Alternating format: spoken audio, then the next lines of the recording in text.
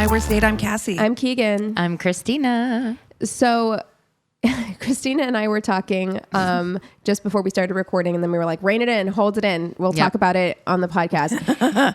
Cassie, have you seen the trailer for Secret Lives of Mormon Wives? No. Oh Lord. It came across my FYP on TikTok, and the first comment really encapsulated everything that I felt about this, where it was like, I regret to inform you that I will be tuning in. And I'm like, I feel the same way. Yeah. I don't like myself. I don't want to do it. But I'm not proud. I'm not proud. You know, I'm not. I feel bad for even admitting it publicly. However, I remember when this happened on TikTok. So it was a big scandal a few years ago because there was mom talk, and it was these like young, pretty Mormon women who were all moms, but they were like not normal moms. They were cool moms. They were fun Cool moms.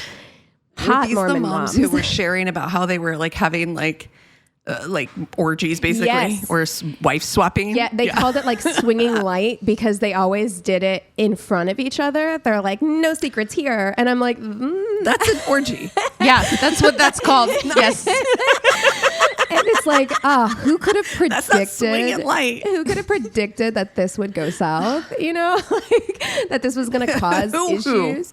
But they secured the bag and got themselves like a Real Housewives style reality show where it's like this group of people like dealing with like the fallout from mom talk scandal, and like, are their marriages going to survive, and how are they going to be able to hold on to their Mormon faith whenever they're all like taking shots and fucking each other's husbands. Which is just wild to me. I'm just like, like, listen, live your life, whatever. Sure. I don't care. As long as everyone's consenting adult, who cares? But to me, I'm just Truly. like, I would never be able to swing within a friends group.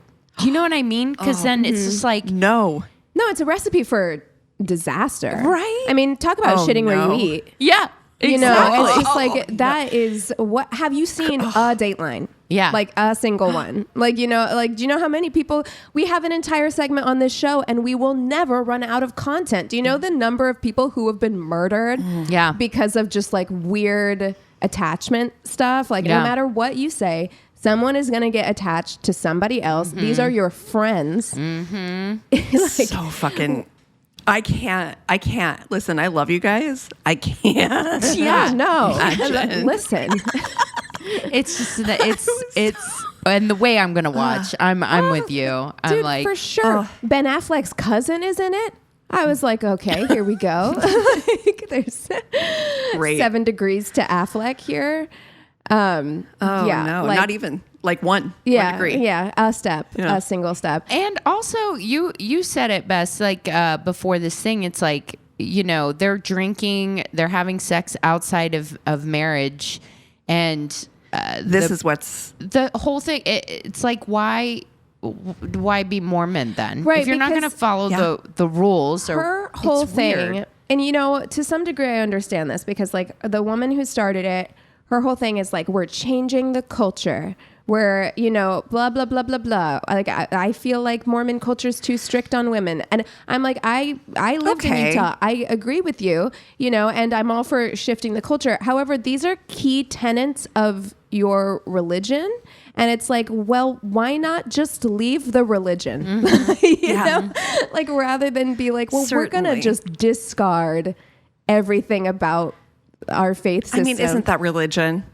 But isn't that religion as a whole? You just like pick and choose. Isn't that like Pick and every choose, yeah. sect Pick of and like choose. like we actually think we should have multiple wives, so we're this sect of the sure, culture. sure, and sure. We're changing the culture. You're changing the culture for yourself, making Right, to decisions, make it but more you're not comfy for changing you. The culture of an entire religion base, like Right. that's insanity. And now they're surprised. Who is you? Because like some of the husbands are like, hey, so when we got married, we were super Mormon, and I don't know what's going on now. And I don't know if I'm cool with still being married, if this is how it's going to be. What? And, I mean, yeah, you think that they would be excited about it if they're with wives that are like, go ahead, like, as long as we're all in the same rec room, and I get to see, you I can like smell that rec room. Oh, put it in Cindy, Oh. then we're good. You know. Again, like pressure. not really. That was a strong reaction on my part. Not trying to yuck anybody's yum or kink shame or anything. Yeah, listen, like Listen, orgy do you. your little heart out, you know? Yeah, I mean, I can But then understand. also don't try to tell us how to live our lives. That's where this is all about. That's what it all 100%, boils down to. 100%. I mean, and I Yeah. do get it. I'm just like, I understand, like having been raised in a very religious Christian environment, I understand like wanting to push the norm, but having a lot of guilt and a lot of reservations to that. But being this like weird on the fence thing isn't going to work. It's like you guys have to, Right. you got to pick a lane, babe. Yeah. Dude, and what's going to happen when they show up to like church on Sunday? Like the trailers out, Are they they're going to still show going to are- church? are- I mean, these are questions I need to know. I need to watch. I need to know. I don't know. I have a lot of questions. I will be tuning in. Yeah, sadly. Yeah, it's a lot. Wild. Yeah, speaking of Ben Affleck. yeah, exactly. Go ahead. No, you sent over that like list of couples that didn't have chemistry. Which is like there the anything opposite worse? of this friend group that has all the chemistry. Yeah. So All the chemistry. Yeah. When you're watching apparently. a movie, is there anything like a romantic movie and like the it's the two worst. leads have zero chemistry with each other? Keegan, you mentioned the one that I like literally always will stick out in my mind, which is the Owen Wilson and Jennifer Lopez movie that just came out. That was Marry Me. probably one of the worst movies. Oh, one of the worst movies. The premise entirely was like, did you watch it? No, my issue, and I thought this when I saw the trailer come out.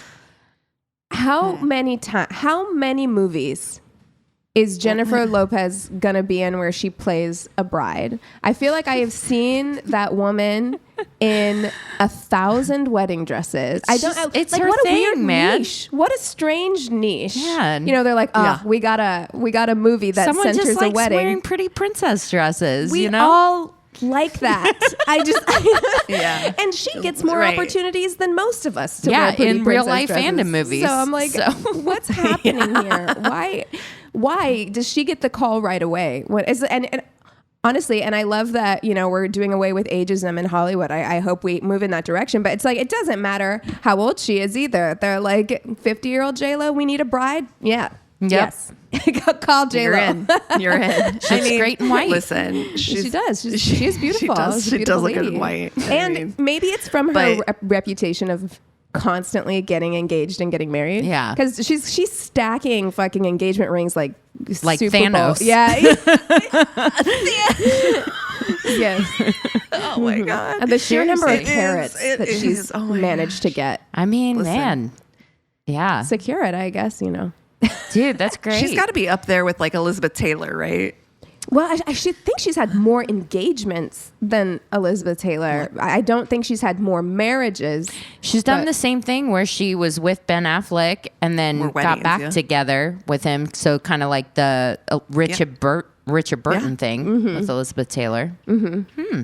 You know, That's exactly right. yeah, yeah, Some people love. yeah. Well, I mean, have you seen the movie? Her movie?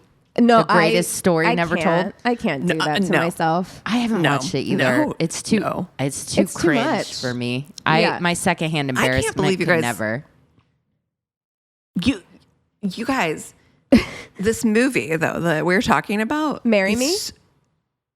It's equally embarrassing to watch. Really? Like I felt like I was like watching it between my fingers. Like this can't be. What the fuck Well, am I weirdly, watching? that The makes me premise want to of watch this whole that. movie. I'm like, it should be one of our Tainted Love movies. It is so incredibly bad. Well, isn't the plot? There's so much to talk about. The plot is that there's some competition or something, and is that it? No. What's the plot? Oh no. Explain. She is at her concert and her boyfriend is going to propose to her. It's all planned. It's going to be at their big concert together. He's a singer as well. And he's going to propose to her on stage.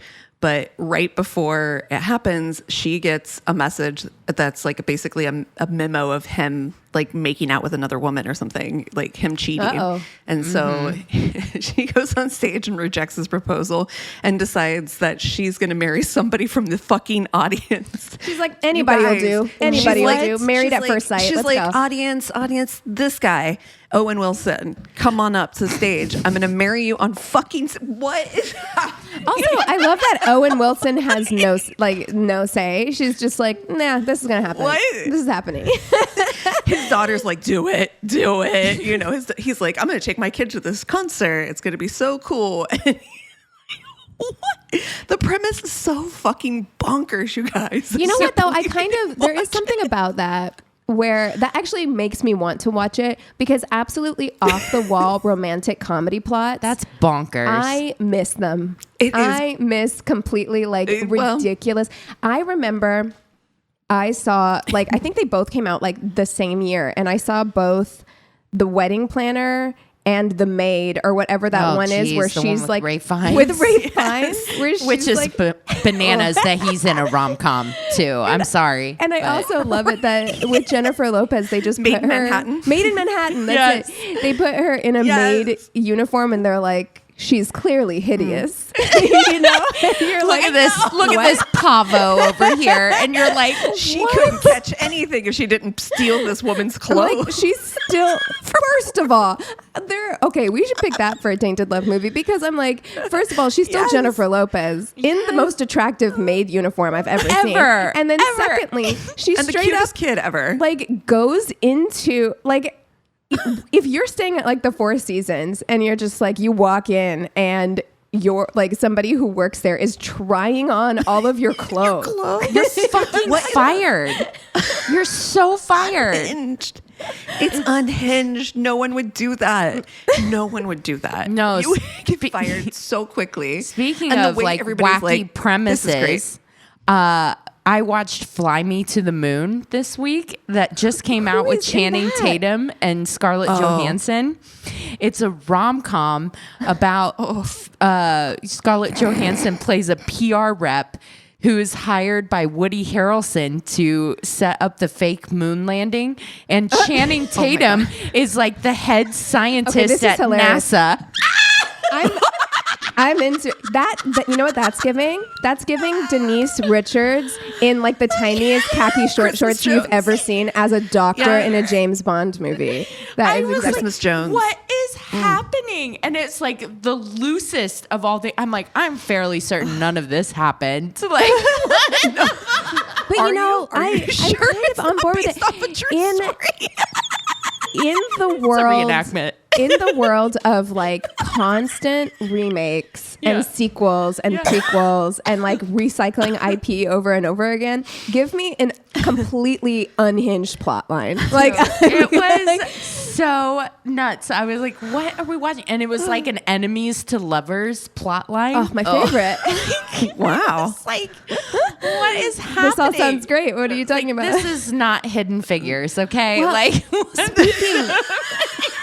Speaking of movies and recycled IP and all that stuff, have you been following the It Ends With Us drama? Yes. No. Yes. Oh my Lord. I don't. Whose side are we on? I feel like so far I'm on Baldoni's I think side. I'm on Baldoni's side from all the hearsay that I've heard, the hearsay evidence that has been presented. I think I'm Team Baldoni. But then I'm like, why is the rest of the cast, the whole cast? Yeah. Yeah. That's the only thing that gives me pause. Is I'm like, Jenny Slate too? Yeah. Yeah. Jenny Slate was like, it was a working day and we worked. That's about as much information She she skirted gave, like, every what she question. did. Yeah. Yeah, she sure did. But Blake giving a lot Lively's of not the coming way across that- well. Yeah, the internet is like coming that. for Blake Lively. Like, I'm not a fan by any stretch of the imagination, but it feels very like she's being really like thrown under the Targeted. bus. Yeah, like targeted. It Well, feels that's always and how which it goes. always happens with women. Yeah, So yeah. there's a little bit of me that's like, yeah, I mean, I'm not a fan at all. I've thought that she was icky since her like antebellum fan club. Oh, Lord. And plantation wedding that she's had. I'm like, I don't like that. But this, I don't know. I don't know enough about it, but I know there's a lot of controversy. There had been a lot of controversy about the book and the author for a long time. Colleen Hoover. I don't know about this. Yeah, tell me about that, because I didn't catch. I heard that there was controversy, but I don't know what it is. So I'm going to be really honest. I know all three of us read Verity, which is the only Colleen Hoover book I've read. Yeah. Which Same. Wow, a lot. Yeah. I did start This Is Us. I listened. This is Or This Is Us. It ends with us. Oh my God. Yeah. I did start It Ends With Us. her character's name is Lily Lily Bloom, Bloom, and she's a florist. florist. Of course And she then is. and then the hot guy who turns out to be It's not such a giving. good guy, his name is Ryle. And this is part of the problem. You know how I feel about, like, if it's gonna be ridiculous romance, let it be like straight up ridiculous romance. Like if you're gonna name characters Lily Bloom and Ryle, you've gotta you've Commit. Just commit to the bit. You know what I mean? Just call him Ryle Bad Boy. It was 100%, 100%. So I mean, and I think And Gordon Good Guy. And I think the guy that she ends up with, spoiler alert, his name is like Atlas or something like that. And I'm Yes. like, we gotta stop. That's right. We gotta stop. Like 100%. We need to stop. So I read the first chapter of that book, and I was like, I don't need. There's so many books. Yeah. There are so many books. Yeah. I don't need to do this to myself. But I'm going to be honest with you. Am I going to watch the movie? I'm going to watch the movie probably. I'm not going to lie. well, you I probably report back. will. Report back and let us I know. will. Yeah. I watched Marry Me. So You love a good romantic comedy movie, which this is not, I which do. is part of the problem. Like they keep advertising it, or they have advertised it as a romantic comedy, and it's not really that. I mean, and I there don't was think that's a what lot. I'm getting.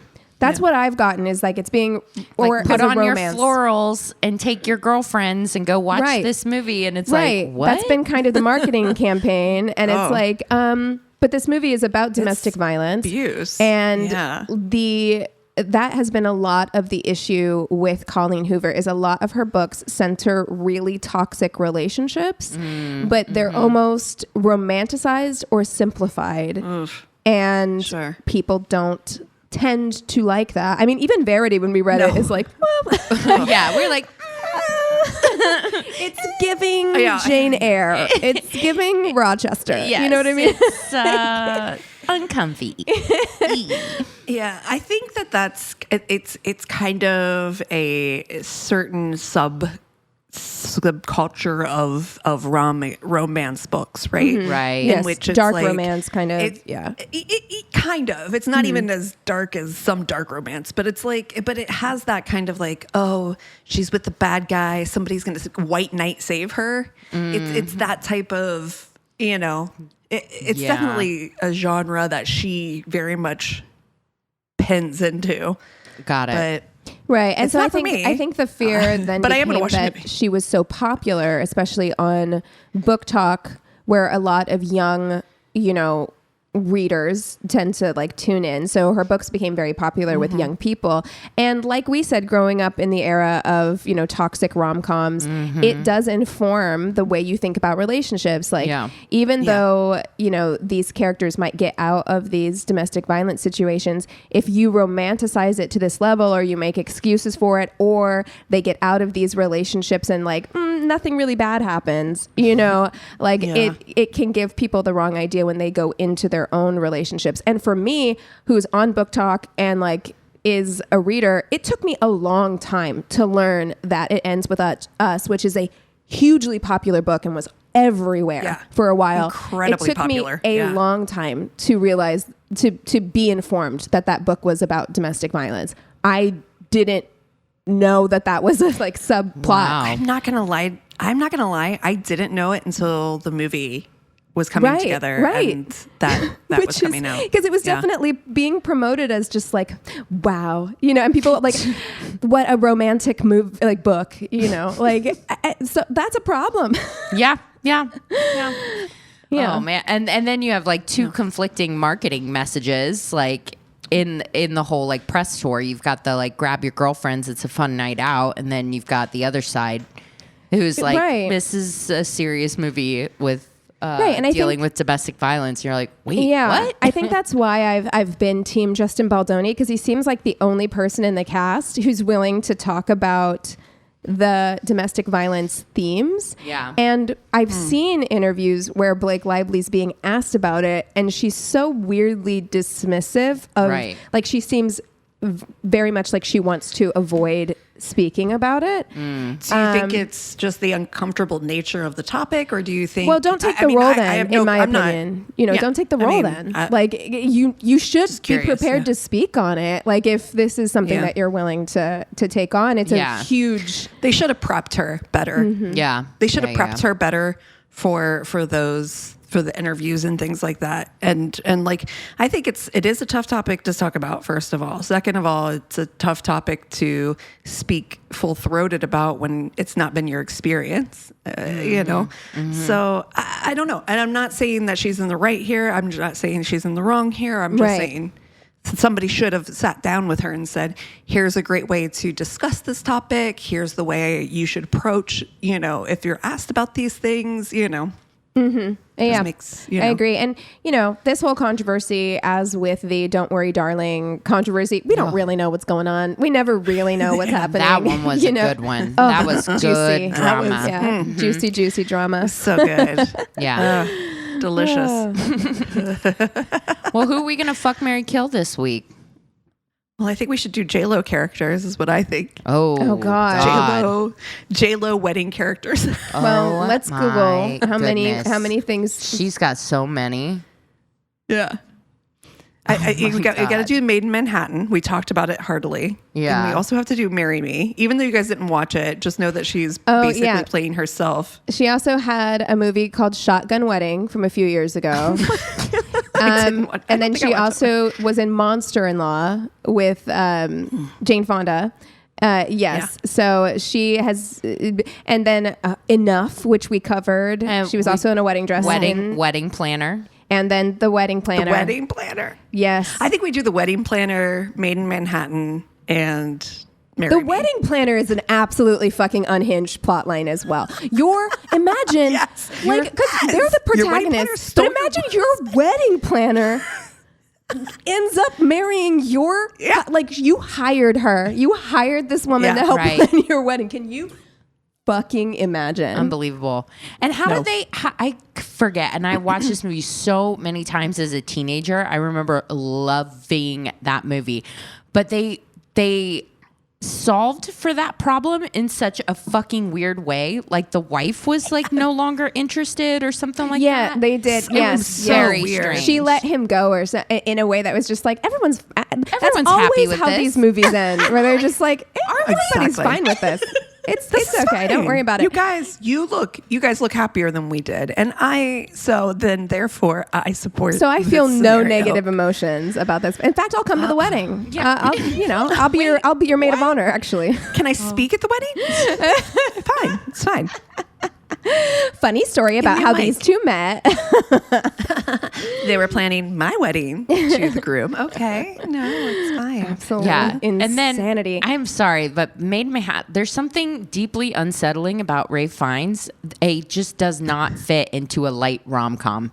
He's he's got a level of intensity about him that is like, you know what? Why don't we fuck, marry, kill her grooms in these movies? Like let's do the actors. So I love it. As Wedding Planner we have Matthew McConaughey. Yes. Marry Me we have Owen Wilson. Shotgun Wedding. Who is this person even? Josh Duhamel. Oh. Okay, we've got Josh Duhamel. Okay. Let's see, Ralph Fiennes from Made in Manhattan. Yeah. Okay. I don't dislike. Let's do those. Let's do Ray Fiennes. Okay. Let's do Owen Wilson and the maiden or Matthew McConaughey. Okay. Are we doing characters or actors? Ooh, characters. Characters. All right. All right. Let's make it harder. So I haven't seen Marry Me. Owen Wilson is like single dad. He's a teacher. He's a single dad teacher. Cute. But apparently makes so much money. Of course he does, because he has an enormous house. Gorgeous. Yeah. Or a great apartment. He's got a great spot. Wonderful. Yeah, and he's Single able to dad pay vibes. good child support. So yeah, Obviously. he's from money. We have to assume because if he's a teacher, yeah. he's got to be from money. I don't recall if maybe the mom died or the mom isn't in the picture. I don't recall. It's been so long since I watched it, but like he's like single dad. Okay. Oh, okay. You know, So he's not sharing custody. All I remember, I don't seem- remember what Matthew McConaughey did in The Wedding Planner. I just remember a lot of pastel sweaters. And little tiny glasses. Yes. Like his Oh little. my God, that's right. They were like, we have to make Matthew McConaughey look smart. They were like, He's giving accountant. Oh no. oh, we're gonna have to look. I'm reading the synopsis for this. Yeah. Okay, let me just Okay. read it Okay. for The Wedding Planner. I will not get over how unhinged this movie is. While celebrating her newest and most lucrative account, the wedding of internet tycoon Fran Donnelly. First of all, if they wanted to make a villain for a woman Fran. in the early 2000s or late 90s, Yes. make her a powerful business bitch. Yes, exactly. And Yeah. Mary is rescued from a near fatal collision with a runaway dumpster. I remember this. By handsome pediatrician. Of course, he works with kids. Oh God. Steve right. Edison. After spending the most enchanting with kids. evening of their lives together, Mary thinks she finally found a reason to believe in love. She doesn't know. What she doesn't know is that Cupid and her career are about to collide head on. Oh my God. Wow. Incredible. Okay, so pediatrician, school teacher, and then Ray Fiennes is like, hold on. Now we're going to Google. Voldemort. Exactly. That was an early 90s thing too. Oh, It was like he's an make her. heir to a political dynasty. Oh, okay. So he's a Kennedy. Oh, of Yes. course. Okay, Yes. great. Oh no. Wow. Ugh. Wow. Well, I'm not interested in marrying into the Kennedys. That's too much crazy for me. I want to be invited to the party. Dude, I'm still so obsessed with that TikTok guy that keeps pretending like he's roommates with RFK Jr. It's just so fucking funny. Lord. Oh my God. Okay. All right. So, and this character's name is Christopher Marshall. So, yes. Amazing. Okay, so wait, what's McConaughey's? His name is Stephen Edison Steve Steven. Edison, and he's a pediatrician. Edison. Yes. Of course, yes. Steve. Okay. Steve, Christopher, and then Owen Wilson's name is Charlie Gilbert. I know what I'm doing. I know what I'm doing. Go for it. I'm going to marry Okay. Charlie. All right. I'm going to marry Charlie. Get that loft. A teacher. I get to stepmom it up. Like, you know, great stepmom loft. summer. Hot stepdad summer. Like, Yeah. love it. Yeah. Yeah, and a teacher, you're assuming they're like intelligent. You can talk to them about Yeah. a lot of different stuff. Hopefully he's like a history teacher or something interesting instead He's of like open a for math anything. teacher. Yeah. But yeah. You know what? I'll take a math teacher.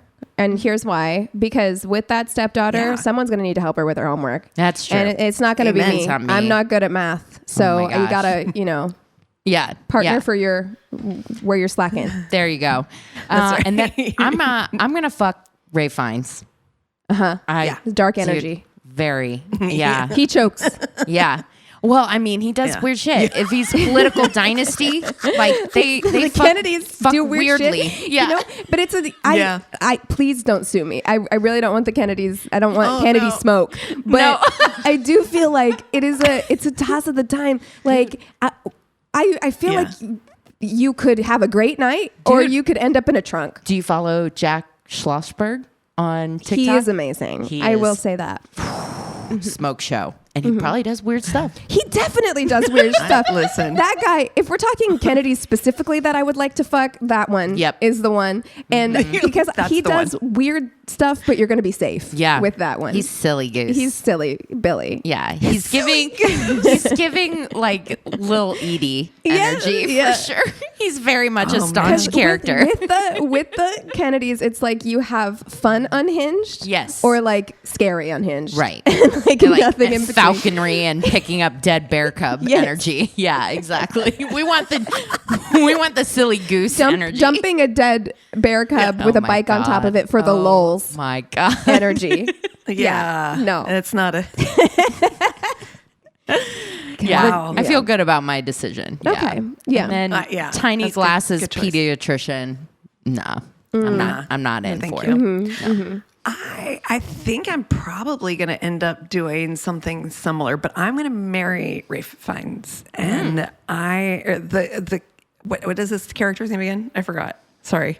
Anyway, Marshall. We all know something Christopher Marshall. Yeah. Christopher. I'm going to marry Christopher. Sounds appropriate. And then I think that I'm going to fuck the teacher because here's why. We know teachers, and we know teachers fucking party. Oh, they're pent That's up. true. They're so pent up. Yeah, 100%. You are gonna get it's gonna get bonkers. I think you know Yeah. what I mean. They got Yeah. that pent up. You're right, but yeah, McConaughey's got to go in this one. Yeah. Those glasses. All right. I can't, and I'm a glasses girl, so That was such a time when they're like, make the glasses as small as possible. Tiny glasses. They will cover just your eyeball. I don't know. Like I can't see anything but They like right this sliver. Look good on no one too. Remember one. all the attractive people wearing those in the 90s, and they just like, you look at the pics No now one. and you're like, yikes. Yeah, hacker glasses. Yeah. It was like so Matrix, you know, like Exactly. Y2K. yeah, Hacker. the future is now. Okay, here's my deal. Here's my deal. I'm gonna Okay. do something different, All right. and Okay. the reason is this: I don't trust Christopher Marshall's politics.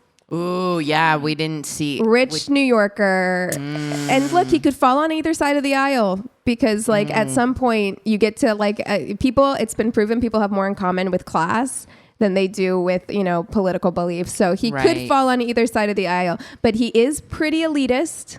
That's the whole, the movie doesn't work otherwise because the whole thing is about like, can he still love her when he finds out she's poor? Like the plot of the movie, and you're like, poor. wow, what a good guy. He can He does, still love though, her. and he totally does. No, So I'm you know not he's a gonna good give guy. him props for that. I'm not gonna sit here and slow clap Yeah. him for being like, wow, love won out. You know what I Yeah, mean? exactly. movie- it's the movie Jennifer does, Lopez, Yeah, and it looks shut like up. Jennifer Lopez. So who cares how much? Right. And you have enough money for the both of you. Yes, Doesn't matter. Exactly. Oh my God. Exactly. So I can't in good conscience. If I did fuck him, I would tell no one. It would be one of those situations. So I don't think I can do it. I'm going to marry the Owen Wilson character. I do feel Got like it bad for teacher. yeah, and just he's a little goofy. He seems like he doesn't take himself all that seriously. He's got that loft, and I do feel like I'm heading into my stepmom life. I Yeah. feel like I could Phase. handle Yep. being a stepmom.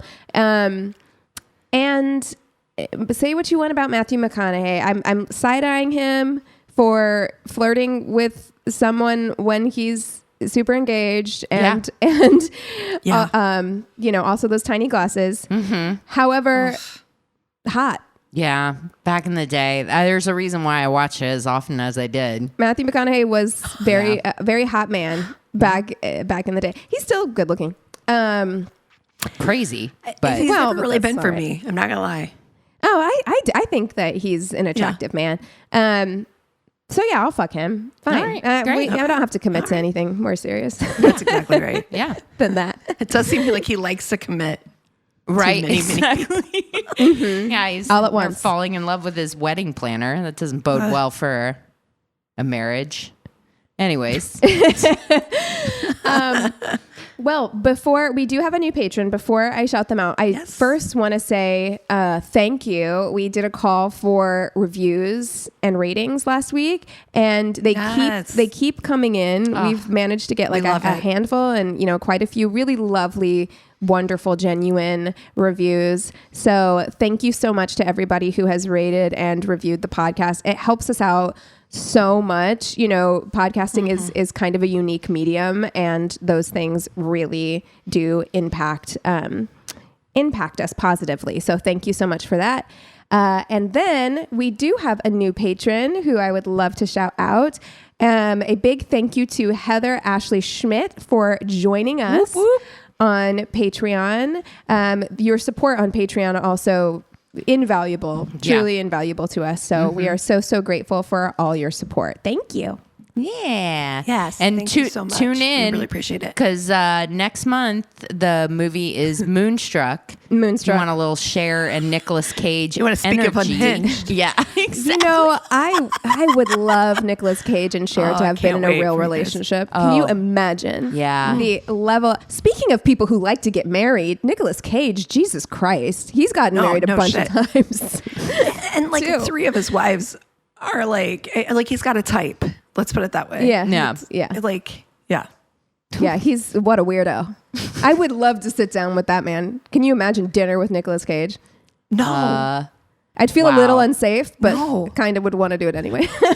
I don't want to do that dinner without Pablo Pascal. That's true. You need a buffer. Pedro. I said Pablo. What is wrong with me? Well, he did play Pablo Escobar. He did. Yeah. Yes. We'll blame it on that. I almost said Pablo Escobar. Can you imagine a dinner with Pablo Escobar and Nicolas Cage? Oh my God. Wow. my God. Wow. Oh, this is like becoming unhinged. Do you guys want to take 5 and then we'll come back with stories? Longest opening of all time. And we're back. All right, Christina. Content warning. Okay. For if you get squeamish about food. Oh, that's Okay. so broad. I'm scared. But also, I don't know why this is so fucking funny to me. Okay. Not exactly a date, but a friend of mine invited me out to dinner with 2 of her single guy friends. She was trying to hook up with one while simultaneously trying to hook me up with his friend. Within 5 minutes of meeting the 2 guys, I knew I was not interested in either of them, but decided to go out to dinner for lack of better plans. You can't trust a friend who's like, No. because she is blinded. She's dick blind. Yeah. Right. And Yeah. she's like, she's not thinking about your well-being at all. She's like whatever. He's bringing a friend. I need a wing person. I don't care. Make it work. We've also like done however many bagillion fuck, marry, kills now. It's well known that the 3 of us have very different types of what we consider hot. Yeah. Which is great. You know, there's never any overlap. But if Cassie's like, I've got a really hot guy that I want you to meet, I'd be like, well, on the fence. It's fine. I would exactly. But you know what? I would trust you guys to take that into account with me. That's true. When setting me up. But whenever it's you're bringing a friend because he's bringing a friend, you're not taking that into account. You're thinking about yourself. You're trying to get yourself to the finish line. That's right. You know? That's exactly right. Once at the diner, my friend and I ordered a typical meal of cheeseburger and fries, while the 2 guys ordered half of the menu. And I really mean half the menu. She and I were both shocked at the amount of food, but to each their own. Also, we weren't paying, so who cares, right? But then one of the guys ordered a bowl of ranch dressing. Yes. What? A bowl. We then sat there and watched these 2 grown men drown every single possible item in ranch dressing. I need to know what state they're in. Dripping down their hands and inhale plate after plate of ranch-soaked food as if neither had eaten it over a month. Are they recording this? Is this like no, seriously? I'm like, is this like a weird YouTube thing? Like, why? Did they have a bet? You're on a date. Dude, I just like, all I can see is people just dipping like their burger into like, just. I mean, ranch is a lifestyle. If you are from a certain part of the country, which I will say, like where I'm from, the way people, I had never seen people have ranch on pizza. Until I moved to the Midwest, and then I was Eric like, dips his not saying it's bad. It is good. Like ranch is good. It's just what does Eric? He dips pizza in ranch. Oh, okay. Yeah, he's a ranch fan. Okay. Yeah, but like a bowl of it. So like you already have like all I can see is like sharing. An Applebee's thing and just a big bowl that you're sharing with your buddy, just dipping all kinds of random food when it items. starts There's dripping double down dripping down the arm, I can't. Oh, There's you know. double dips happening too. You know that. she says, I like ranch dressing, but this was nauseating. Oh. After everyone was done eating, my friend and I ended up boxing up most of our food to go since we lost our appetite. The plan was to go out to a movie.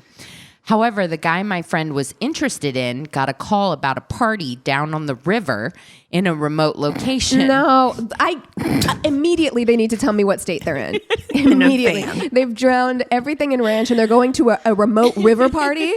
A last minute river party. Yeah. I'm gonna listen, Keegan. Don't take this the wrong way, but No, I'm gonna it sounds say like Missouri. It does. No, it does. I own that. I accept that. Oh my God. My friend was up for going, but not being much of a partier, I declined, especially since I was so not interested in spending any more time with the ranch guzzlers. Oh my God. The ranch twins.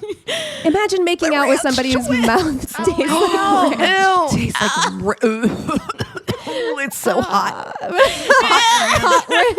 Hot ranch that's been sitting in a moist environment for a while. Humid, hot, humid ranch mouth. Hot ranch mouth. Oh my God. I like ranch, and that is so gross. I know. I told you guys. It's awful. The one friend tried desperately to talk me into going.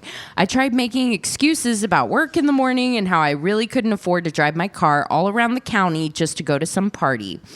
The dude literally pulls out a lukewarm beer from behind his truck seat, cracks it open. That'll make the breath chugs better. it, immediately grabs a second, cracks it, then looks at me and said, "Perfect, I'll drive." Yeah. No. That's No, I'm good. definitely not going to happen. When I declined again, he got really pushy, saying things like, "Just come out with me. We'll have fun. Don't be a prude. I'll show you some real fun. No. What's it going to take? Money? I'll pay you. 100? Money. 200? Look, now I'm really not going into the woods with you. Because I'm just like, No. are you going to kill me out there? Why do you want me to go so Why do you badly? care so much? We don't know each other that well. And also, Show me the ew. money first, too. Cassie, like, how of much the are we three of talking? us, you're like, well, how much money? Pull out the money first. I want to see it. We went back and forth of me declining, only for him to keep upping the offer. When he pulled out his wallet and tried to shove $500 into my hand, I turned to my friend and demanded she take me home. In the end, even she decided not to go to the party. Days later, she called me to let me know the guy she tried to hook up with ended up getting a DUI, and the Of friend course. puked ranch-flavored beer all over a cop. They both went to jail. No. But you could have got $500 out of that. Old ranch and beer Yeah. together. $500. Is like, fuck my life. But Are why you was kidding he me? willing to give her Totally. $500? I'm side-eyeing that. Like, I'm just like, That's this is weird. I don't trust what you're going to do to me when Yeah. we get to the lake or Yeah. the river or whatever. Like, why? Oh my God. Also, you definitely think What are I you owe you paying something for? now. Exactly. Like, Truly. no. Yeah, no, you're right. You're right. You're Oh, right. and making You're out right. with a guy that's eaten a bowl of ranch dressing And chugged guzzled warm beer. Man. Warm It's yeasty. I'm ranch not beer into mouth. it. No. This is a man who doesn't brush his teeth well either. You know it. No Yeah. way. Yeah. No No way. Yeah, he's got that thin layer of scuzz. Oh, his tongue. Can you imagine? Can you imagine your tongue if Yeah. you've had that much ranch and beer? It's like there's it's just giving it's oral fuzzy. thrush. Yes. Yes. This shit is Fuzz City. No. Fuzz City. It's like a fucking rotten peach in there. No. Fucking tongue be looking like Molding. Sully from Monsters Yeah. Inc. Gross. God. Okay. All right. So this story says, I suggested Glee, a comedy club, for the first date. We met at a nearby bar. I arrived, he stood up and laughed in my face. Hello is nicer, but beggars can't be choosers and all that. And then he said, sorry, every time I do one of these tenders, they're usually fat. Great introduction. Ew. Ugh. great start. So I had a shot with my drink. I warned him beforehand, when we're at the comedy club, if we're in the front row, they will pick on you. Everyone knows that. Yeah. She said, do not tell them that we are on a Tinder date. He laughed, and I looked stern. Also, but just don't sit in the laughed. front row. If you manage to get me at a comedy club on a first date, I am putting my front foot row? down about sitting in the front row. I'm not doing that. I don't like that on my best day. And I enjoy comedy, and I don't like getting roasted by comedians. I'm too delicate. I can't handle it. I know that. Don't put me in the front row. With this fucking weirdo, too, like, he already has proven that he doesn't know how to act right. Yeah. We can't be in the front row. No, clearly. So I looked stern, but I also laughed. And so we were, like, we have an understanding. We're good to go. So, of course, yes, they put us in the front row. I could have died, but by now I was semi-pissed, so I was okay.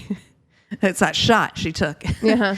Lo and behold, the introducer comes on and for the warm up to the audience, and straight away to my guy, we will call him Dave, said, "How did you meet?" To be fair to Dave, he said that it was a blind date. Honestly, I didn't think Dave was that quick or took my warning seriously. So relief took over me. And Although a glimmer of blind hope date emerged. is not much better than a Tinder date if you're not talking much about better. a comedian, But Yeah, he did. same. He At did. least he listened to her. Yeah, honestly, listen. Yeah. So Bar yeah. is on the floor. The bar is on the floor. This man Yeah. said basically fat shamed an entire group of people. So yeah, this guy is not like a winner because he just leaned up into that until the comedy started. And turns out Dave's also laughs like a very loud, demented donkey to the point where others are looking in a way as to say, is this a joke? I kind of wondered if it was a wind up at some point. I could hear the jokes I couldn't hear the jokes through the noise that was his laugh. So halftime, the introducer comes back out to greet the audience and looks at us and asks how it's going. I do the cutting my throat wrist gesture whilst laughing so everyone and him would know I was joking, thinking he might laugh too. We were in a comedy club after all. He did not. Oh, he shot God. me a dirty look and sat in complete silence for the second half. Oh, are you pouting which, now? if I'm honest, was kind of a relief. The show finishes and we go outside and he says, clearly this hasn't worked out. So I nod. It's fine. He walks off and I go find a taxi. I woke up the next day and he had texted me at 5:30 a.m. asking why I didn't like him and if it was because of his shoes. What are you doing still up at 5:30, my guy? Like Thinking about where it all went wrong. Yeah. Where did it was the shoes. It had to be I knew I shouldn't have worn those goddamn shoes. It's insane. It's just weird to me when people are so unself-aware, but yet self-conscious about something inconsequential, Right. completely inconsequential. Exactly. Like you should have been more self-conscious about I don't know, like immediately calling people fat when you just met someone. Like, okay. The problem was that the date was on January 1st and everything was closed for the new year. So when I went to pick my date up, she suggested we hang out at her house. Her mother started treating me like I was the future son-in-law. No, I have so many. First of all, Yes. I don't know. New Year's Day is not a day for first dates. I don't No, know like, just why, put but it it does not off. feel. No. That's not how I want to start my new year. No. No. Put it Right? off. Like you can delay it until the weekend, like push it a couple days. Like why? Yeah. That's absolutely not how I want to spend. Like do some nice meditation, wanna be go in my on a pajamas. hike. Yeah. Or that. Or just lounge around your house. Yeah. You know, bake some muffins. But also, I'm not trying to January have a date. 1st, have you over to my house where I live with my Parents. parents. I'm not liking these vibes. No, thank you. Her mother started treating me like I was the future son-in-law. She took several pictures of us the moment I walked in. Oh. Like it's prom. Oh. Wait, what? Her brother, who looked to be maybe 13 or 14, just glared at me from the top of the stairs. Don't worry, her mother reassured me. He'll warm up to you. What in the fuck? The inside of the house looked like it had been decorated by a Smithsonian curator who had been fired for stealing random items. Turns out her mom fancied herself as an artist. Animal skins, license plates, farming implements, coins forming the shape of palm trees. You name it. It sounds like a fucking Applebee's or a Cracker TGI Barrel Friday. or something. Yeah. It's even like one of those really weird antique stores that you walk into. You're like, this is Who's just putting all this someone's crap, like right? old shit on the walls? Yeah. Yeah, the farming implements is very Cracker Barrel coated. Yes. Yes, it Yes. is. Yes. Yeah. Cracker Barrel coated. It was beyond eclectic. I was quickly ushered upstairs by the mom to watch a video my date had made for school in 6th grade. What in the fuck is happening 6th right grade school project. The mom's like, you gotta see this. now? How old is this girl? Oh my God. She did this great project on James Madison and just like really We're so Groundbreaking. proud of it. So Let me proud. put it on. The TV was wrapped in zebra skin. It's so much. I need to know the year. I need to know the age of the date. Like, do you remember I when wanna know zebra if she's was like still in an school? acceptable textile for a bedroom decoration? You know, That's just like a lot. Like It's a and- lot. And you're doing it on the first day of a new year. You're like, oh my gosh, you're like, what's 2013 gonna bring me? Right. And this is like your no. first you're like, day I'm going of back that to year. bed. I'm going back to bed. Read it. Turning Yeah, this car yeah. right around. There were 2 couches. I sat down on one next to my date. The mom plopped down on the other and just grinned at us throughout the entire 20 minutes of awkward history class presentation. I fucking knew it. The brother sat down next to me, apparently warming up to me. 5 minutes in, my date picked up my arm and put it around her, cuddling up to me. A little forward of her, but I was okay with it. Then her brother did the exact same thing with me. He's sitting in the middle, Brat. both arms You guys. around these You people. guys. Christina, could you fucking imagine? Oh my God, I can. My brother is that persnickety and has always been a little asshole, and I can definitely picture him doing something like this. Would you bring, here's the question, would you bring a date over to your house? Absolutely not. Are you kidding me? So you can have that Simple Life sweating. poster smiling down at you. Oh my God. While you The mother just continued to beam at the 3 of us with my arms around both her kids. I've never felt more awkward in my entire No. She'd take a picture. After the What? video, my my date God. suggested we play pool in the basement, just the 2 of us. Things were going fine until she cornered me, trying to kiss me.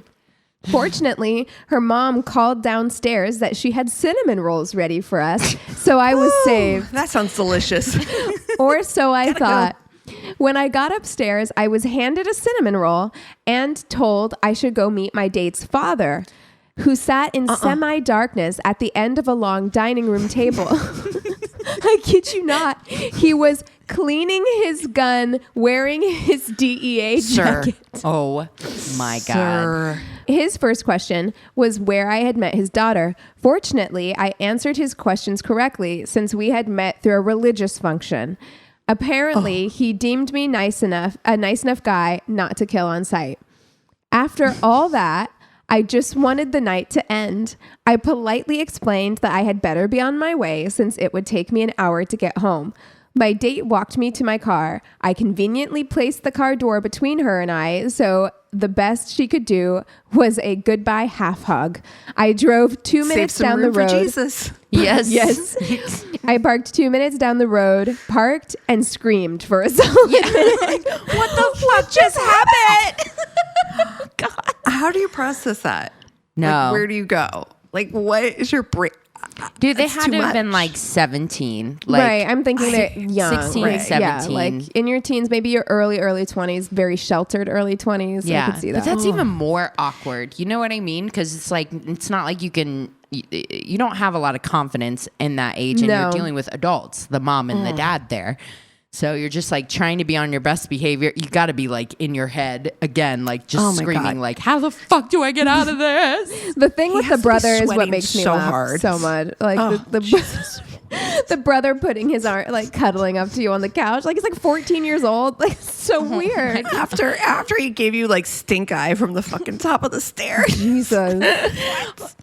He'll warm up. Okay. Yeah. What? Okay. Wow. Wow. Oh my God. Oh. Zebra covered TV. Woof.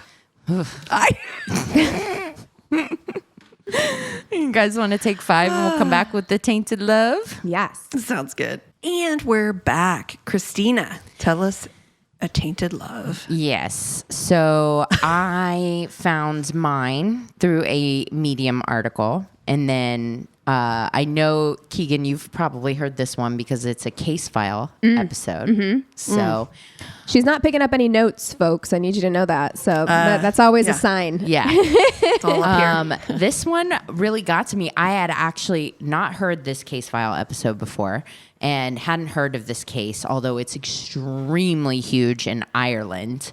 So I'm going to tell you about Elaine O'Hara. So Elaine was a troubled young woman. She had been in and out of different psychiatric hospitals since she was like a teenager. She had been treated by a psychiatrist for like a really long time who heavily medicated her, diagnosed her with depression and borderline personality disorder, but just really like she had a normal childhood. As far as she was the eldest daughter, had 3 younger siblings. Her mom and dad, Frank and Eileen, like doted on her, but just, you know, they were trying to find like the right version of medication that would work. But she struggled with thoughts of harming herself and all kinds of, she was just a vulnerable person. And because she was in and out of these hospitals so much during her youth, she really struggled to make friends. She was just like a really lonely, kind of vulnerable young woman. But she had been making strides. Like as she got older, when she was 29, she finally moved out of the family home into her own flat. She was working 2 jobs. And the thing that seemed to precipitate like an episode for Elaine would be stress. She just really couldn't handle stress very well. So she was under financial stress. She ends up going back into the hospital in July. Financial stress too is like That's real. so hard. Yeah. Yeah. Yeah. Plus, you're at 2 jobs. I mean, so it's not like you're not trying to make ends meet. And she was in school because she wanted to become a Montessori. Stressed. Yeah. So 2 jobs and going to school so she could become a Montessori teacher. It was just a lot, you know, and she did the right thing, and they also have universal health care. So she was able to check herself into the hospital and, you know, get the help that she needed, which is incredible. And wouldn't that be nice in other countries in the world? You know, just saying. But yeah, she overall, like, even though she was under stress and she did the right thing by putting her in, she was still able, like Frank, her dad, visited her on the weekends and was like, okay, she's seemingly like starting to feel better. She was really excited about an upcoming festival that she had volunteered for. So they're like, okay, like, you know, she's getting out. She got out that Saturday and was like hanging out with her family, with Frank and her stepmom, Sheila, and the family. And then she's like, well, I got to go. I want to get some rest around 4 p.m. that night. And Sheila was supposed to pick her up to drop her off at the festival the next morning. Well, Sheila just like had this weird feeling, and they lived close enough where she could see Elaine's apartment. And she's like, wow, she left early, but like all the lights are off and you know, it's still really early, but who knows? Maybe she was just beat and she wanted to go to bed because, you know, we're going to leave at 7:15 a.m. the next day. Next day, 7:15 comes and goes. Like, Elaine is nowhere to be found. Sheila's like, well, I got to go to work. Like, maybe she just got up before me and decided to go ahead to the festival. I remember this story now. Yeah. Yeah. So Sheila like talks to Frank and is like, yeah, Elaine never showed up. And he's like, that's weird. He goes over to her apartment. He doesn't see her car there. He goes into the apartment and everything looks fine, but it's weird. Like her cell phone's in the apartment. And he's like, that's just kind of weird, but she's probably at the festival. Her car's not here. So it's probably just fine. forgot it. I pray that I never have to experience this kind of like unknown, like panic thing. Like if I couldn't get a hold of one of you and I went over there and your phone was there, just like that kind of like wondering what if and trying to convince yourself that it's probably fine. It's probably fine. Like what a horrible feeling. Girl, Christina didn't call us after one I know. date. And I'm texting all you girls like, should I go over the fucking hill? I'm about to go over the hill. Yeah, Amy almost I'm going to said- get in my car. I was literally about to get into my fucking car. No, we've seen too many Because I was like- many Datelines, too many, episodes of Law and Order to be chill about this sort of thing. We were not chill. No. We were not chill. We tried to be. We were like trying to convince each other to be chill, but we were not chill. Yeah. And But nor should you be. me. Nor should you be. But I don't ever want to be in that position where it's just like, Right. that's so scary. And especially if it's your daughter. Yeah. Yeah. And Yeah. so like he kind of had like a weird feeling, but he went home and he kind of like jokingly texted Elaine, like, are you alive? Like, LOL. Like, Ha. Yeah. like it just a total, I mean, I've definitely texted that before Me too. Yeah. and didn't hear back. Now, Frank and Elaine were very, very close. Elaine didn't really have friends. In fact, like one of the saddest things, something that really got me, was on her psychiatric intake form. Like a nurse had written "supportive dad, no friends." Oh, And it's Lord. just That's like- so sad. It really just, I was like, oh, and so they talked several times a week. Obviously, they lived close, and they have been even closer since her mom had died a few years previously, suddenly at 52. So yeah, it's just tragic. So when he hadn't heard from her for like a whole nother day, he's like, there is something wrong. He went back to her place, which is where he found a handbag. And so he's like, okay, there's no way she would have gone to the festival without No her phone, purse. no purse, yeah. Her, this isn't right. So he goes to the police station, which they call the Guards or the Garda in Ireland. And he's like, files a missing persons report. So they go to investigate. They look at her house and they're like, yeah, that's weird. We're not seeing anything wrong. Meanwhile, they find her car at the cemetery where her mom is buried. And they end up finding a jogger there that had seen her there that night, the night that she was last seen. And so they figure that she's probably committed suicide, that she had visited her mom. She had had so many different stays in the hospital. And even the family was like, yeah, that's And she's under a lot of stress. probably and, what yeah. happened. So it was super, super tragic. They do search the park and everything, but they don't find any trace of her. Even a year later, the family actually goes and lays flowers at the park, believing like that is a way for them to get some kind of closure because they haven't seen or heard from Elaine, and they figured that's what happened. Well, that following year was one of the hottest summers in memory in Dublin, and it ended up lowering the water level of the local reservoir. It lowered it enough for three friends who were just hanging out on the bridge. They're like, what's that shiny shit in the water? And they go and they fish it out, and they're like, oh, okay, well, this is like a woman's hoodie and like a tank top. Oh, no. And a leather mask with a ball gag and handcuffs and some other weird stuff. So they're like, this is strange. And they're like, well, I got to go to work. Bye. And they just leave it there on the bridge. But one of the guys is like, that's weird shit to find in a reservoir. Yeah. Right? It's strange. So It's weird. He ends up going the next morning, collecting the stuff that's still there on the bridge. And he goes to his local Garda station and talks to a detective there who's also like, yeah, that's weird, because if a couple like had that kind of stuff and they're like, we're done with this fate, like we don't like doing this shit anymore, they would just throw it in the over the trash. bridge. You know, it's strange that it was like in this bag or weirdly like tossed into the reservoir.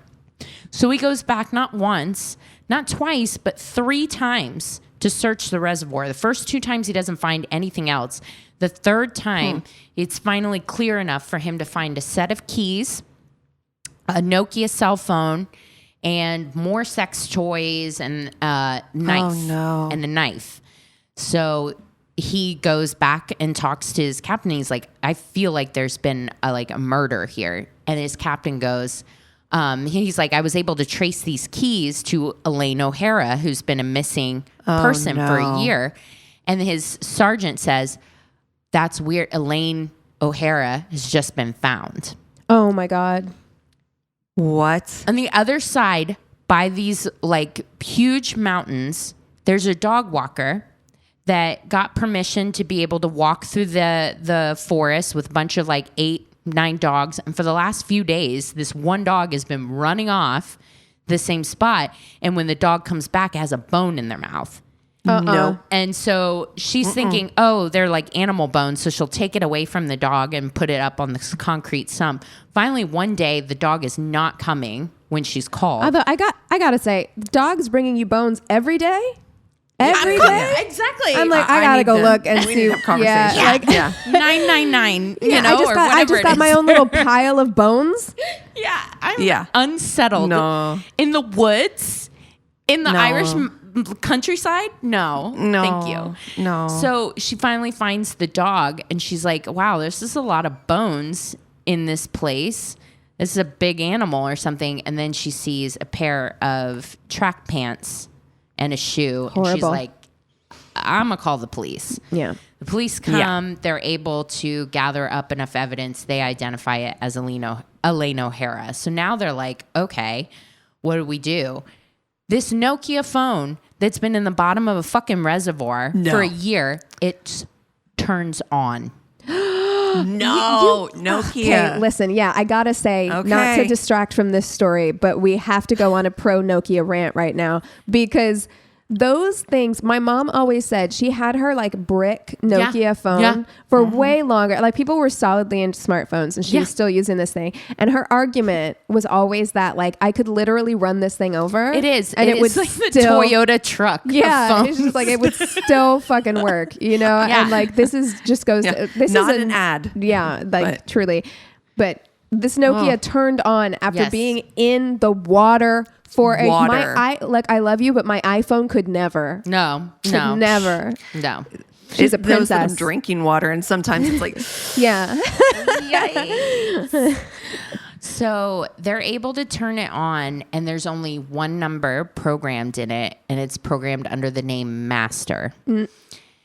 oh, no. Yeah. It's a bad sign. It's a bad sign. And so they're reading through texts. And something that they also already knew from searching Elaine's place is that Elaine had been a visitor of a website called alt.com that was for BDSM.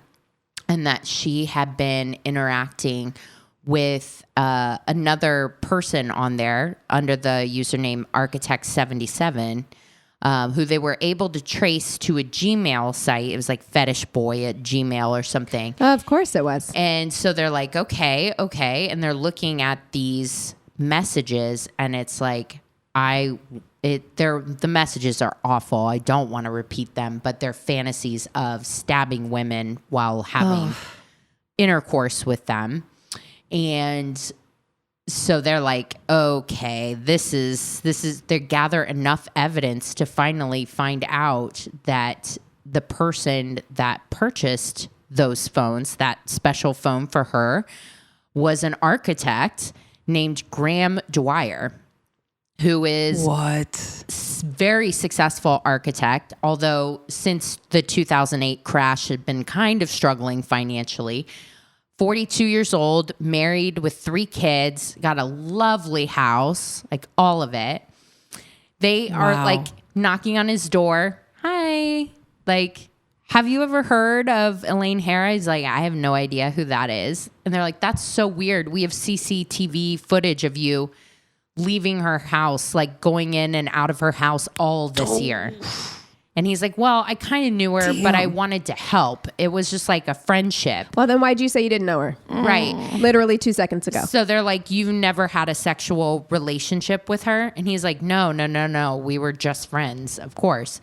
And they're like, well, we found your semen on her bed. Like, your DNA is all over her bed. And he's like, okay, well, I was lying because I didn't want this affair to get out for my wife. Like, assume that if we're here asking you these questions, we know. We know. We're just We know the answer. lawyer up. Like, what? Right. So stupid. It's like, of course, and especially like in Ireland, like there's CCTV cameras Everywhere. every fucking Everywhere. where. You idiot. Like, why would you even? What would make you think you can get away with this? Right. So, they're able to tie a shovel from the scene where the bones are to his house.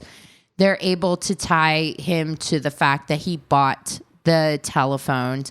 And then what's really, really sad is that going through all of the messages from the cell phones, basically what had happened is he texted her and she left her parents' house saying, oh, I have to go get some rest. She ends up leaving her apartment at around 5 o'clock, going to the cemetery because he tells her, he's texting her, go meet me at the cemetery, just bring your mobile phone. And she's like, yes, master. But you can see like through the progression of all the texts where he's saying vile stuff about how he wants to harm her. She's saying like, can we not talk about blood or knives? She's kind of starting to like push back. And you just really get the sense that she wanted so badly to be loved and have a normal lonely. relationship. Right. She's lonely. Yeah. And this person just preyed on that. So he's like, go park at the cemetery. So that's where they found her car. And had a few other texts sending her to a specific bridge, which is where she interacted with the jogger who had last seen her. And then his last message to her is go down and wait on the beach. And then that's it. So his argument was like, you don't know like what happened to her. It's circumstantial. Yeah, it's circumstantial. You don't know that she's been murdered, that kind of thing. But of course, he was convicted unanimously to spend the rest of his life in prison. There was a lot. Even though there was no like physical evidence maybe on her bones or whatever, like when you added was there no like up. evidence of like stabbing or anything Well, it had been like that? a year and animals had been disturbing. Yeah, that's true. You know what Yeah, I mean? and the weapon or what we assume to be the weapon, the knife that was found in the water has been in the water for a year. So any evidence has been washed away. Yeah, I'm right. certain. Yeah. But they were able through like the phone basically to like ping his location and identify, like tie Graham Dwyer. Right. So he to was those there, text bare minimum. messages. It's like you were there. And that really almost got him off because he has done multiple appeals because of the way that Ireland or the EU handles cell phone data. They really were very close to having the cell phone data thrown out. And Really? he would have fucked walked everything. He would have walked. Yeah. His final appeal was denied, and he is going to spend the rest of his life in jail. But Yeah. Good. Fuck this I guy. was really affected by this case file episode. Yeah. Because you really get the sense of what she seemed like such a sweet person and a very, very vulnerable person. Yes. Like this was a predator Yes. who saw somebody who was vulnerable, who was in need of affection, in need of love, and willing Friend, to do yeah. anything to get that, who was very lonely, and preyed on that. And it's very, very apparent that Right. is what he's done. And you feel 100%. so badly for her because she just wanted to be loved and was willing to go outside of what I think she was comfortable with Yeah, and what's sad too, I watched some videos too on YouTube, like Irish news documentaries and stuff on the case. And what got me is like, you know, her coworkers talking about her, you know, when they were just like, oh, she was just telling us this story about being involved in a married man, but you know, she exaggerated sometimes, so we didn't always know like what was true and what wasn't. And it really got to me because, you know, she didn't have that support network. And then there's also some stuff you're not going to talk to your dad about your BDSM relationship. You know what I mean? No. So you don't have guidance. Like, you know, she didn't have somebody in her corner being like, girl, this isn't normal. Right. He shouldn't be talking to you like that or treating you like that. Or if you're uncomfortable, you have a right to say I'm uncomfortable and I don't want to engage in that. Yeah. Yeah, because he was bringing a knife while having intercourse with her and leaving like cuts and everything, which I was just like, what in the Army Hammer? Like, this is so fucked up. 100% what I was thinking, Army Hammer. But yeah, it's, you know, just a reminder. I guess it made me think of, you know, there was a girl I used to work with years ago that was kind of similar, like reserved, and you know, we're like, oh, she always like repeats stories or whatever. And it just made me think like, I wish I had been a better person in that situation, that maybe she just like needed a friend. So yeah, maybe just a reminder to be kind. Yeah. You never know what's going on with people, and who knows, that small kindness could help somebody, you know? Yeah, truly. So. I think that it's, you know, we've become so detached from people because of social media and all these things. The thing of it is that there's two sides of this coin, right? Which is, you really should be just kind to people. There's also though people who latch on to you because you've been kind to them, right? And so it's like, there's the bad part about the disconnection that's happened because of social media, but also social media has created this platform where you can like plug into people, get support, have friends online that... Right. But I think this is an example of how that can go badly as well, because it's just like you can fall. I mean, I myself, all of us, like how many rabbit holes have we fallen down on social media? Right. And if we were really craving connection, maybe you fall down a rabbit hole and you're just like, I don't know, let's just see where this goes. And then you end up in a community and you feel accepted and loved by that community. But maybe it's not, that's not really what it is, you know, like. Well, and it also made me think of when I was reading up on this case, like we had just had that conversation about pretending to like things because you like a guy or whatever. And it really strikes me that perhaps she had a casual fantasy about BDSM, like her psychiatrist had said she had a submissive personality and stuff, but like then you have somebody, a true predator, coming in and exploiting that. It's terrible. And it's just like, you can tell from the texts that, you know, she's not really into it the way that he is into it, you know? And I'm just like, well, there's levels. Like I think with BDSM, there's levels, right? Like, and people fall. And again, we've said it so many times, but within a caring, loving relationship, or even if it's not a caring, loving relationship, but a relationship that has very clear boundaries about what is acceptable and what isn't acceptable, and consent and everything is laid out ahead of time. I mean, BDSM falls on a huge spectrum from just like maybe some light handcuffs and spanking in the bedroom to things that are much more extreme. You have to be on the same level, and the consent needs to be enthusiastic on both sides. And there needs to be safety protocols put in place for when somebody is ready to stop. You know, and if your partner or the person you're engaging with is not giving that to you or actively trying to skirt doing that, that's a huge red flag that you should back away from. So, and it's like so incredibly obvious that she was trying to back away from it and just did not enjoy it. She's backpedaling. Yeah. Mm-hmm. Yeah. I think, well, and the big picture here is what we need to acknowledge is that this is not BDSM. This is you're absolutely right. assault. Yes. Yeah. And this is Right. a criminal behavior. This is not BDSM. Right. And it doesn't represent a BDSM relationship or community of people. And I think that, you're absolutely right, Keegan. You said all the things.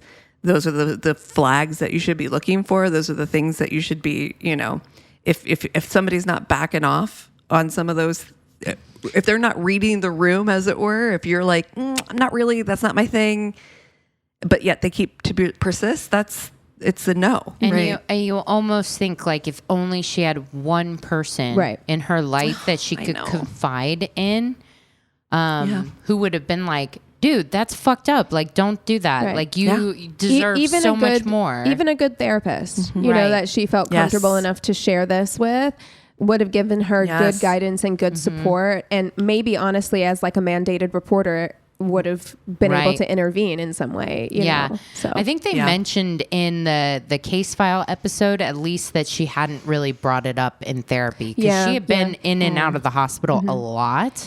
Right. But I think there's a difference between being institutionalized and being made to go to therapy, like group therapy and things like that, rather than having a therapist, like who you trust and can speak to regularly. And I understand, as someone who's just recently, gotten back into therapy in a real way and do have a therapist that I like and trust, I understand that it is a privilege. It is a luxury. It is not something that everybody gets to have. I'm grateful that I have health insurance that completely covers my therapy. That's not the case for everyone. But if you are struggling and you are feeling lonely or isolated, or like you don't have a good support system or community around you, please try, if you can, if it's within your means, try and find a therapist that you trust. Yeah, definitely. Yeah. There are resources too available, I think, for, to help in those situations as well. So Yeah. Oh, I know that one's kind of heavy and It's kind of a sad, just heartbreaking. I know. Yeah. I just Really I just sad. want to hug. Yeah. Had to be told though, so I'm glad you did. I'm glad you did. What are you guys watching this week? Well, I watched two things. I have two things to shout out. So I watched Presumed Innocent on Apple. Oh, okay, with Jake Gyllenhaal. The Jake Gyllenhaal one. Okay. I really enjoyed it. If you like, those types of shows, I think The Undoing was similar. Okay, like if you like shows like that, which I do. Yeah. Kind of like mystery, courtroom, murder, I will say, I think he was written this way. Jake Gyllenhaal is so unlikable. Like that character, which I think is the point, but like, golly, wow. And then I watched, I went and saw Alien Romulus. Oh, Yeah. How is it? Oh, that's what Chris is doing right now. I really like the Alien franchise. It's, Alien and Aliens. Aliens is in my like top 10 favorite movies. Like I love that movie. Cassie's shaking her head. Oh, it is not for me. Is that the one with the cat and the kid? Not for me. Yes. Aliens has the cat and the kid. Newt. I like that one. Yeah. Yes. Ugh. So this one takes So place scary. in between Alien and Aliens in the timeline. Okay. Shout out to Kaylee Spaney. She's a hometown girl, Springfield, Missouri. So shout out to her. She's the lead in the movie. For me, this was the best Alien movie since the first two. Wow. Like I thought, Wow. because some of them kind of for 3 and 4, you're like, what the fuck's happening here? David Fincher got his hands on the franchise, and you're like, what's going on? This one was definitely felt like a return to the original. They used practical effects for the xenomorph again. They no CGI. Oh, nice. So that was cool. I would recommend. Was it Ridley Scott again? Did he come back? He did it. It's Fede Felt like- Alvarez. I think he produced it. I think Ridley Scott produced it, and I do know that Fede, I think his name is Fede Alvarez. That sounds familiar. He did. I think the new Evil Dead's. And then he also did Don't Breathe, which is a good movie. Nope. And he worked with Ridley Scott on it. Like he worked with them to like figure out what he did in the first 2 movies to try and replicate some of that. So you definitely get the feeling that they worked together on this. Nice. Yeah. Oh, good. Yeah. Good for you. Good for you. Not for me. Good for you. It's Yeah, for me. I don't think it's for you, Cass. No. No. I know. I can assure you it is not. It's funny because my friend who is here in Hamburg, she's a huge Aliens fan, has like tattoos and everything. She like, going with Chris right now to go see the movie? Yeah, because you won't Chris go. was like, yeah, no, it ain't, no, ain't gonna be me. Yeah. And so he was like, let Millie know if whenever her and Paul go, I want to go with them. I'm like, okay. You really hate storming the aliens, castle. period. Cass. Like you just really are not an aliens Oh person. my God, no. Yeah. Yeah. No, but this movie definitely harkened back to they put a few things in there for the fans. So yeah. Well, them happy for them, and they will enjoy it. I, on the other hand, watched Faye on Max. Oh, Faye Dunaway. Oh. Documentary. It's pretty good. Nice. Yeah, it's actually pretty good. It's a I love hearing people's stories, especially when you kind of know what you've seen them. I love a autobiography, a memoir, things like that. So, documentaries in the same vein, very much, tick that same box for me. But it's really good. And she seems like, one of those people who, like many women at that time have like, gotten a reputation for being difficult to work with. But it's like, if a guy was doing that, you wouldn't say that. Yeah. So it just really showcases some of the, one-sidedness of Hollywood and how they treat women actors and actresses.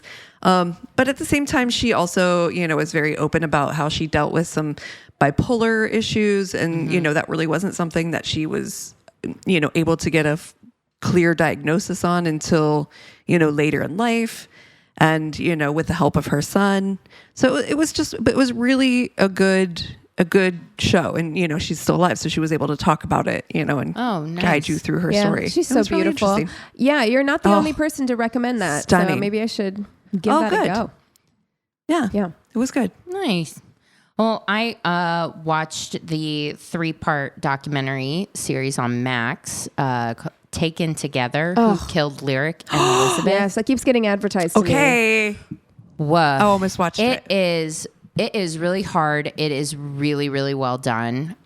What the fuck is going on in like the middle of the country? Because they were talking about the way that it's set up and the way that they go through the story. Like the Delphi murders are like, it seems very similar. Wrapped in. Yeah. So there's a lot. Really? It's a very, I think, well done true crime documentary that really. All right. Okay. I'm very intrigued. It keeps getting advertised to me. Is it really heavy? Is it going to be like difficult? It is heavy, but it's also interesting, and you're also like, what the fuck? Yeah. You what know, happened? like what happened? Yeah. The other one that I just started, I actually had to look because I was like, this story just feels so familiar. And then I had to go back. I had done the case like back in like, I don't know, episode 80. Isn't that wild when that happens? Yeah. I know this story. I did full research on this and I don't even remember it. They did a documentary, like a several part on the 6 wives of Thomas Randolph. Oh, yes. I watched that one. Yeah. I watched that one. Bananas. I remembered his pigtails. Woof. Yes. So that's how I remembered that we did that story. Because I was like, man, there's something. So this is very familiar. There was like, God, what a creep. What a creep. You're like, even if he didn't do it, you're still what a weirdo. Weird, creepy, weird vibes. Gross dude. Yeah. Yeah. Ugh, well, if you guys have something that we should watch, if you have a terrible date story, if you just want to reach out and say hello, go to our one-stop shop of a website. It's myworstdatepodcast.com. And we love you so much. Cheers.